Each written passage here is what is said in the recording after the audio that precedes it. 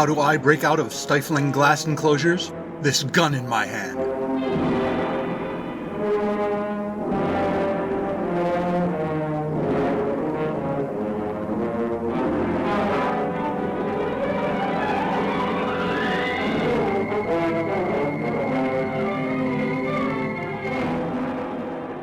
It's after midnight.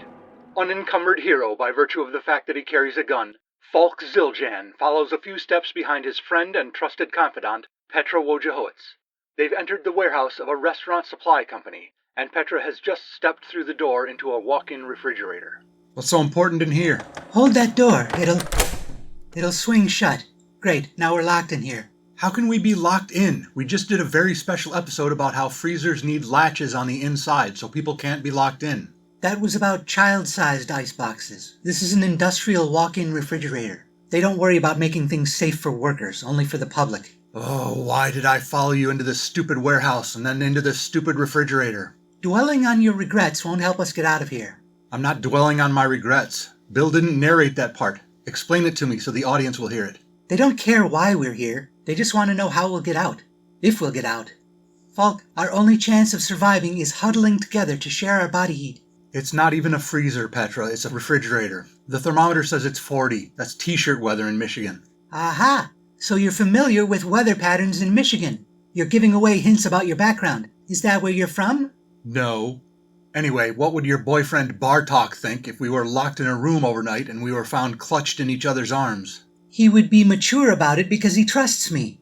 Or he might not care because our relationship has been... How can I put it? Every time I ask Bartok how he feels about us, he says, "Reply hazy, try again later." Ah, as much as I advised against you getting romantically involved with a coin-operated fortune-telling machine, I'm sorry to hear that.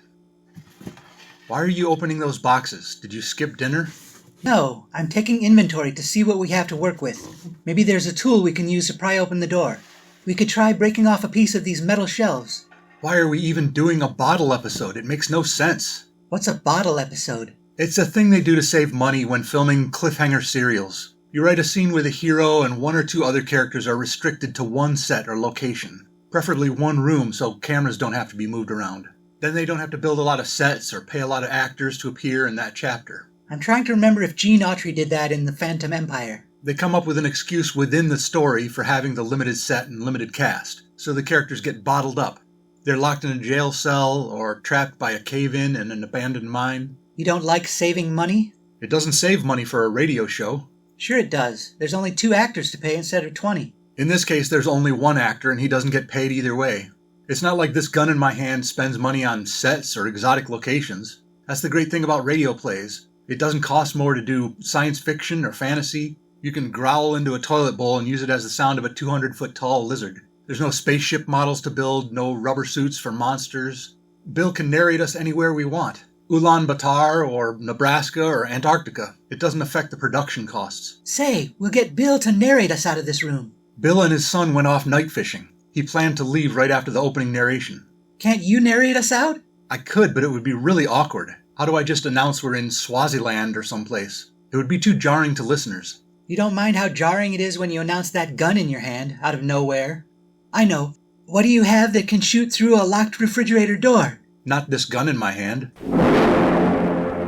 The whole room is covered in tin. We don't want a bullet to ricochet and hit one of us. Have you found any crowbars in those orange crates? No. Cans of tomato sauce, gallon jars of pickled pig's feet, pickled peppers, pickled watermelon rinds. I can't tell what this is, but it's pickled. Some kind of meat. That's a head. No, it's not. It is. How did they fit a whole human head through the opening of that jar? The brine makes it look larger than it is. It's magnified by refracted light. Thank you. I'll tell Thomas Edison. You'll never escape. Who's there? It sounds like a voice coming over a public address system, coming through a tiny hidden speaker. It's not a speaker. I'm communicating with you telepathically. Oh no. If he can read our minds, he'll know our secret identities. I mean, your secret identity. It's just a speaker. Who are you? What do you want with us? Are you the Shade? What? No. The Shade sounds that way when he clouds men's minds. No, it's telepathy. I am known as the Technocrat. Oh boy. What is it? Have you heard of him before? No. It's another one of these clowns who reads one paragraph about some political system and immediately becomes its biggest proponent. So you're pushing for technocracy. If a government ruled by technical experts is so great, who decides which experts get to be the rulers? I do. Right. If you label it a technocracy, your subjects won't notice they're living in a dictatorship. I'm not that kind of technocrat anyway. I took this name because I like cutting-edge technology, gadgets, and newfangled contraptions. Most of all, I like the music they make. What music is that? Is there a genre called crat? Industrial? No, they call it techno. It's going to be big in the future. I don't know why you bother hiding behind the name technocrat. Everyone can recognize your voice as Dennis Hunache. Why can't anyone pronounce it correctly? My surname is Unch. How many times do I have to tell people? Unch, Unch, Unch, Unch. At least my appearance on the Little Orphan Ein radio show paid off. People everywhere can recognize my distinctive voice. Great. I remember that episode. All we have to do to vanquish him is drink Ovaltine. That was just a bit. I'm not really allergic to cocoa powder. Why don't you let us out and we can talk about how much we loved you on that show? I'm afraid I can't do that. As you can see, I've opened the valve to release poison gas into the room in which you are locked. I really should have greased the mechanism before springing the trap on you. Don't you hate when a valve gives too much resistance when you open it, and then you're not sure if you're turning it the wrong way and closing it tighter? Righty-tighty, lefty-loosey. That doesn't help. Is it the top or the bottom of the circle thing that's supposed to move to the right?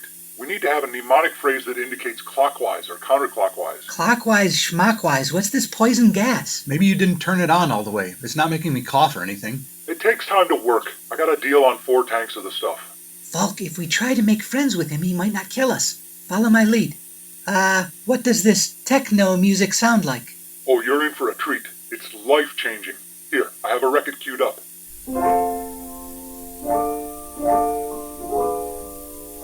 It's just a piano. Shh, wait for it.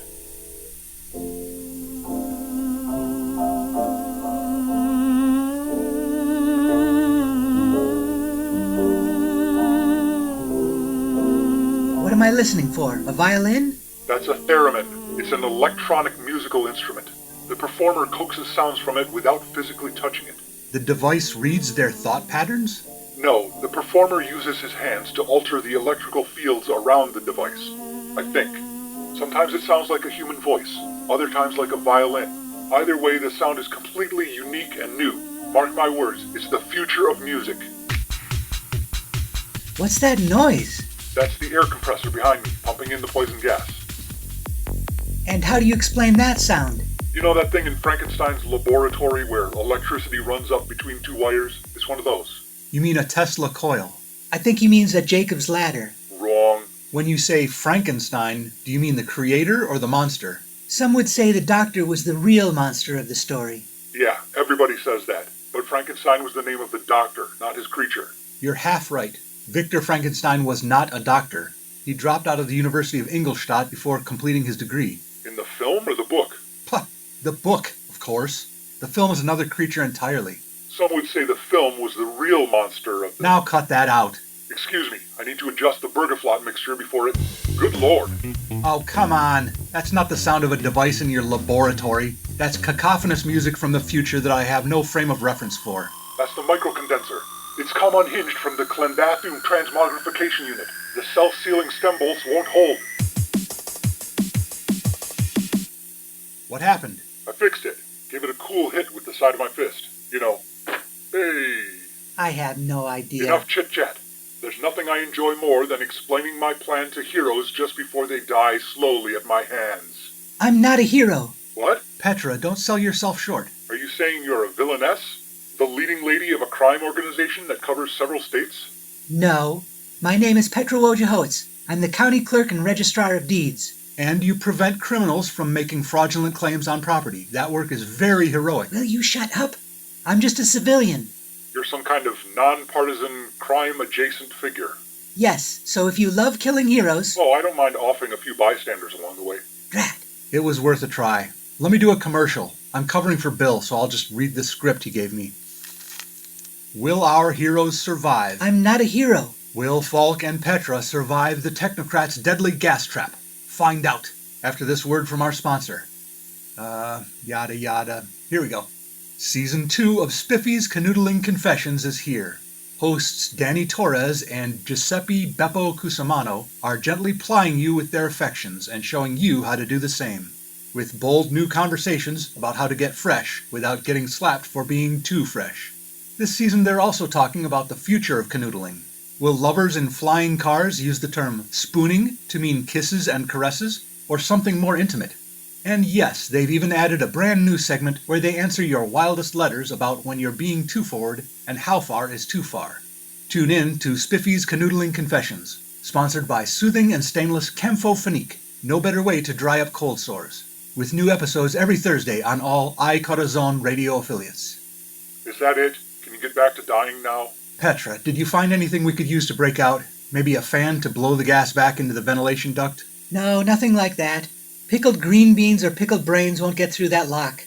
Brains? Oh yeah, next to the heads in jars I found a few brains in jars. You're not coughing yet? No. Scratchy throat? No? Why don't you tell us where these heads and brains came from, Technocrat? Are you just an enthusiastic collector? No, I'm preparing for the future. What future is that? Let me tell you, my interest in technologically advanced music has driven me to study all the latest scientific literature, such as Popular Science magazine, Popular Mechanics, Modern Mechanics. Science fiction mags. No, these ones are scientific fact. You're talking about the ones with paintings of futuristic inventions on the covers? Devices that never go into production, even though they say we can expect it next year? Wrong. Visionaries like myself are working to make those things a reality.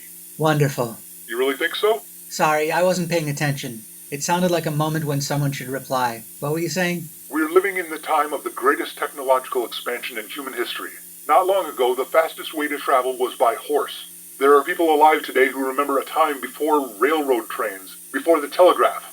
Now in 1939 they have telephones in their own homes, and motor cars in their garage. They can climb into a flying machine and cross the ocean in only 24 hours. Tubes, diodes, triodes. What's the big deal about tubes? We've had those since ancient Rome. Lead pipes are so reliable we still use them today. I mean vacuum tubes? Oh. Just imagine what the 1940s will bring. We see rapid technological advances all around us, every day. Effective and non-habit-forming pep pills, like Benzedrine. Pelvic massage devices to cure hysteria and wandering wombs. That weight loss contraption where you stand up with a wide rubber belt around your waist and it shakes off the pounds. Right, I see what you mean. Like the Sikorsky VS-300 helicopter, or the Thompson submachine gun. Yes, exactly. The atomic bomb. What? I think big. What does any of that have to do with heads in jars? I'm getting to that. We're approaching a leap in technology that is destined to change everything. The most important technological advance in human history. Soon medical science and mechanical science will advance to the point where human heads, or just human brains, can be kept alive apart from the rest of the body. They can be temporarily stored in bottles with the proper invigorating solution, then attached to robotic bodies by an electrical nervous system. You're mad. Why do you say that? Sorry, I wasn't paying attention. It sounded like a moment when someone should shout, "You're mad!" Then we can live forever, replacing robotic body parts when needed. We call this future event the exsangularity. Nothing will ever be the same. It really doesn't sound like something to lose your head over. The executives of all major corporations understand what this will mean for them. Anyone who doesn't prepare for the exsangularity will be left in the dust. Workers will lose their jobs. Businesses will be shuttered if they don't get on the bandwagon as soon as this technology is available. That's why we must begin experimenting even before the technology is perfected. That's why you're cutting off people's heads and putting them in jars. Volunteers. They understand that their future livelihoods depend on transferring their brains to robotic bodies. Unfortunately, there are only so many people who share this vision of progress, so we had to use reluctant brain donors as well. But it's all to their eventual benefit. The real pioneers are the ones who are willing to take that risk, living as an animated brain in a bottle for a few years, biding their time while the process is perfected. Well, we can't see you from inside the walk-in fridge. Is your head already cut off? Are you speaking to us from inside a container right now? No. But those pioneers need people like me, boring old humans doing the hard work to help them reach their goal. I plan to make the leap as soon as we see definite results. We still need a few more test subjects, and that's why I'm pumping poison gas into the chamber you're locked in. Don't worry, your brains will not die. And before you know it, we'll be chatting away from inside our gleaming stainless steel bodies. You'll thank me. Have you kept any brains in jars functioning so far? Bottles. We tried keeping them in jars, but didn't have much luck with it. We have big hopes for maintaining brain function in bottles. What's the difference? The double meaning of the episode title wouldn't make sense if we called them jars. Have you been able to communicate with any of the brains after putting them in jars, bottles, whatever? Not yet, but it's early days. Someone will hit on the right process and suddenly everyone will want it for themselves. Everyone will see we were right. Who else are you counting when you say we? Some cabal of businessmen and organized crime? Leftovers from the business plot? The work is being led by a small society of like-minded individuals, the Brotherhood of Mechanics. Ah, yes, the notorious mech bros. This is just another instance of exaggerated or fraudulent marketing from the tech industry. The mech industry. You might dupe investors into supporting this ridiculous idea, but when they finally recognize that none of it will come to pass, they'll see it's a scam and the bubble will burst. Not true. We use thick-walled glass containers tested under high pressure in laboratory conditions. The bottles will not burst. Here's one right beside me with fresh fluid circulating through it. Bubble. I said bubble. We don't enclose brains in bubbles. It needs to have at least one opening for the wires of the nervous system. Falk, I don't know when this poison gas might kick in, but I'm really starting to get cold. How long do you think we'll last in here? There's nothing to worry about, Petra. I have a plan to get us out. Then do it. I have to use the ladies' room. I know a thing or two about what music will be like in the future, because I talk with the pop culture prognosticator, Catch 2022. Technocrat, you played that piece of music for us earlier. That's what you call techno, right? Yes. Would you say that's an example of acid house? Or ambient dubstep? Or more of a dark electro kraut emulsion track? You fool! Oh my god, you know nothing about techno. The theremin influence comes from Petrograd, but any idiot knows that dubstep emerged as a UK garage offshoot that blended two-step rhythms and sparse dub production, incorporating elements of broken beat, grime, and drum and bass. Okay. Acid house came out of Chicago. This was before the subgenres of trance or jungle or trip-hop solidified. And I shouldn't have to tell you. 8 hours later. But that's only with genres that have a 4-on-the-floor beat, okay? That doesn't get us anywhere near dark electro music, let alone crowd emulsion, until 3 years later when... Hey, what are you guys doing in a fridge? Thank God. Please tell me you have a restroom that locks from the inside? Yeah, it's over there by the office, back and to the left. Thanks. Some maniac locked us in here so he could experiment on our brains. Shut up! Who opened that door? Stay in there! Vinny Pizzicato opened the door. It's my dad's business. Who the hell are you? No, you weren't supposed to be back until Thursday. I paid Gino to keep the warehouse clear till Thursday. Gino doesn't work here. Let me guess. Did he also sell you 4 tanks of compressed air he painted skulls and crossbones on? I had a feeling that gas he sold me was a dud. But how do you test something like that? Gas a cat? I couldn't do that. Grab that guy, will you? Come here, you. Unhand me! Why does your voice sound funny? Funnier than before. What happened to your telepathy? It's not telepathy. He's standing out here talking into a microphone. Must be hooked up to something that makes his voice sound deep. I'm pushing it through a reverse polarized oscillation overthruster with 400 beats per minute on the flux capacitor. Let me finish what I was saying at least. Before we even get into the sub-genres and sub. Unch. Stop that. Why are you doing that? I'm trying to get your attention by saying your name, Unch. Thank you for pronouncing it the right way, but call me Technocrat. The episode is over. You're going to jail. That restroom is sparkling clean. The custodial staff at the county building could learn a thing or two. What was your big foolproof plan, Falk, and why didn't you do it? That was it. It worked. You didn't do anything. Catch 2022 told me that technological music has an insidious effect on people who listen to it. First, they feel compelled to split it into more and more categories, until every song has its own category. Then they're compelled to argue about the categories. I knew if I brought up the subject, he'd prattle on all night. Somebody on the morning shift at the warehouse would come and let us out. Come on, let's get out of here. Sure, I just have a few more questions for the Technocrat. When you say crowd emulsion is distinct from dark electro... Oh no, Falk! Would you say it's because of an influence from world music? Falk, no! You've listened to too much Tankno! There was a club in Vienna called Besmirch Gok, okay? They played a style of dark electro that drove stray dogs away within a 3-mile radius.